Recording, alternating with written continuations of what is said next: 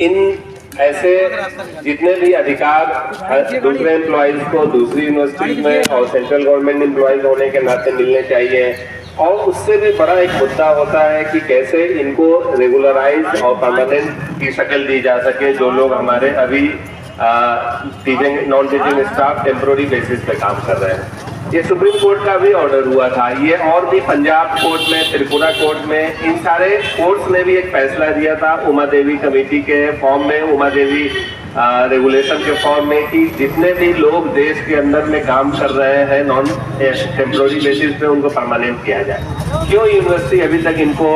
अब तक उनका अधिकार जो सुप्रीम कोर्ट का भी कहना है, जो सरकारों का भी कहना है, यूनिवर्सिटी ने अब तक क्यों डिले किया है? इसकी डिमांड अभी एग्जीक्यूटिव काउंसिल की मीटिंग हुई थी, उसमें भी की गई कि जल्दी से जल्दी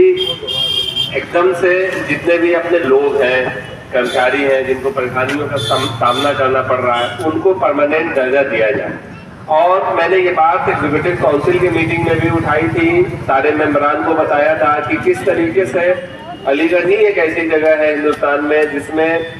जहाँ सैलरी बढ़नी चाहिए एम्प्लॉयज़ की, वहाँ सैलरी घटती जा रही है। ये और कहीं नहीं हुआ। और जो हमारे एक्सटर्नल विजिटर नॉमिनी और मेंबर्स जो अलीगढ़ से बाहर आते हैं, महकमे के बाहर हैं, उन्होंने भी इस चीज को देख के बड़ा ताज्जुब किया कि ऐसा कैसे हो सकता है, जहां महंगाई बढ़ती जा रही है दिन ब दिन, जहां लोगों की जिम्मेदारियां और बढ़ती जा रही हैं, जहां बाल बच्चों को एजुकेशन का हक दिया जाना चाहिए। माननीय प्रधानमंत्री का सबसे बड़ा सपना है कि एजुकेशन हर घर तक पहुंचे, बिजली हर घर तक पहुंचे, आम सुविधाएं घर तक पहुंचनी चाहिए। वहां कैसे ये मुमकिन है कि लोगों के भत्ते काटे जाए, सैलरी कम की जाए और साथ साथ में उनको परमानेंट नहीं किया जाए?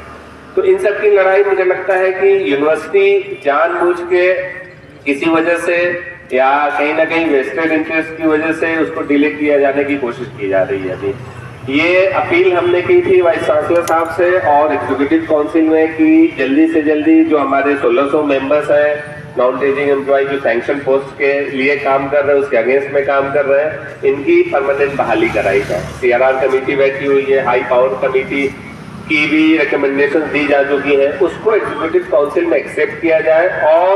उनको परमानेंट बेसिस पे यूनिवर्सिटी के पेरोल पे लाया जाए। और साथ साथ में जो चिल्ड्रन एजुकेशन एक्सपेंसेस है, चिल्ड्रन एजुकेशन इंसेंटिव और अलाउंसेस है, इंक्रीमेंट है, जो सालाना मिलना चाहिए, जो DA है, उन सबको भी उनकी बढ़ोतरी की जाए जल्द से जल्द,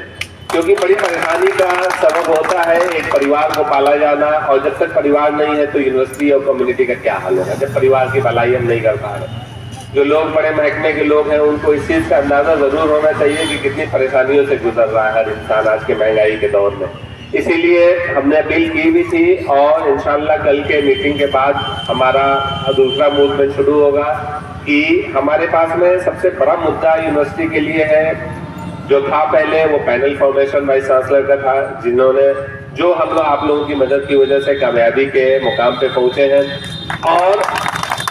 कल बोर्ड की मीटिंग होनी है, अगर वो बेहतर दुआ करते हैं कि बेहतर तरीके से हो, 3 अच्छे नाम आए यूनिवर्सिटी की बेहतरी के लिए, जो वाइस चांसलर जो अच्छे के एडमिशन हो वो बन के आए, और साथ साथ में वैसा वाइस चांसलर जरूर आए जो नॉन टीचिंग एम्प्लॉयज की सुनता हो, उसका मदद और उसका दुख दर्द समझता हो। ऐसे नहीं जो लोग जिनको कोई फर्क नहीं पड़ रहा है, लोग लगातार स्टूडेंट्स ने भी मूवमेंट चला रखा हुआ है, स्टूडेंट्स के भी मूवमेंट्स है, नॉन टीचिंग के भी मूवमेंट चल रहे हैं, लेकिन किसी को कुछ फर्क नहीं पड़ रहा। ये बहुत अजीब सी बात है, सुनने में भी बड़ी तकलीफ होती है। बाहर के लोगों ने भी सुना तो बताया कि बड़ा ताज्जुब की बात है कि यूनिवर्सिटी उनसे बात क्यों नहीं करती है, उनकी बातों पर सहमति क्यों नहीं जताती है, क्योंकि यूनिवर्सिटी और कम्युनिटी उनके स्टूडेंट्स, उनके लोगों से, उनके नागरिकों से, देश उनके नागरिकों से बनता है। जब तक नागरिकों की नहीं सुनी जाएगी तो देश का क्या होगा। इसलिए हम ये कोशिश करेंगे 6 तारीख के बाद में कि हमारा प्राइमरी एजेंडा होगा कि नॉन टीचिंग एम्प्लॉयमेंट कैसे परमानेंट किया जाए, रेगुलराइज किया जाए, और साथ साथ में उनको ये 3 तरह के भत्ते जो मिलते हैं इमीडिएटली दिया जाए, अगले महीने से ही दिया जाए। बहुत बहुत शुक्रिया और अपील है कि इस मूवमेंट को हम लोग पीसफुली और संवैधानिक तरीके से आगे भी ले जाएंगे इंशाल्लाह। मैं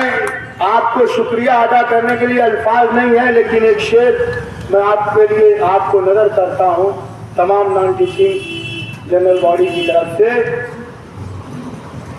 दुनिया ने जो तबाही का मंजर देखा, दुनिया ने जो तबाही का मंजर देखा, जो नॉन टीचिंग की तबाही के जिम्मेदार हैं उनको भी मैं कहता हूँ कि वो सुने। दुनिया ने जो तबाही का मंजर देखा,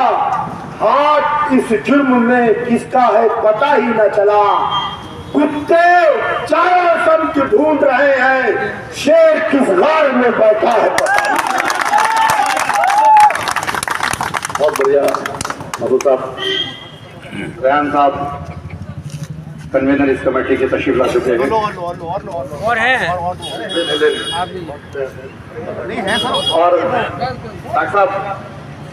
ये बात तो रही अब तक जो हमने रखी कि आपने हमारे लिए जो किया, लेकिन इसमें